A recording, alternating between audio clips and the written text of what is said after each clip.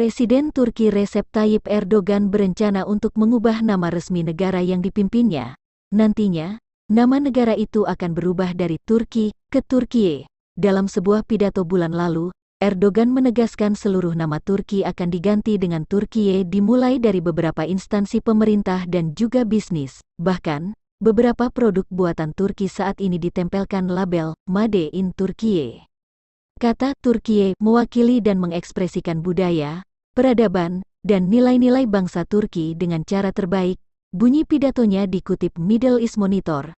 Dikutip Selasa, tanggal 25 Januari tahun 2022, dalam rangka memperkuat nama Turkiye, dalam segala jenis kegiatan dan surat menyurat, terutama dalam hubungan resmi dengan negara lain dan lembaga dan organisasi internasional. Istilah Turkiye akan digunakan sebagai pengganti istilah seperti Turki, Turke, Turkiye, dan seterusnya, tambahnya.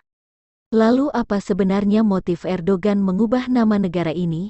Dalam sebuah laporan media Turki, TRT World, Erdogan merasa nama Turki dalam bahasa Inggris memiliki arti yang sama dengan arti kalkun. Bahkan, menurut Kamus Cambridge, Turki didefinisikan sebagai sesuatu yang gagal atau orang yang bodoh atau konyol.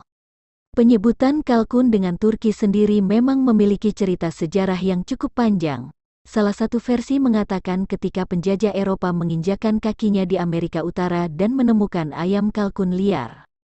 Mereka mengasosiasikan ayam itu mirip dengan ayam mutiara yang ada di wilayah Turki pada masa Ottoman.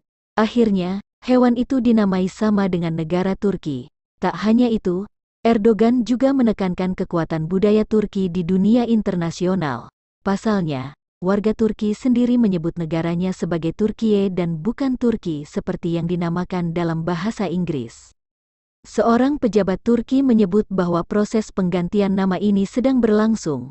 Meski begitu belum ada tanggal resmi kapan penggantian nama Turki atau Turki menjadi Turkiye akan diakui secara luas. Waktu yang tepat untuk perubahan nama masih dalam pertimbangan pemerintah, tapi prosesnya sedang berlangsung, kata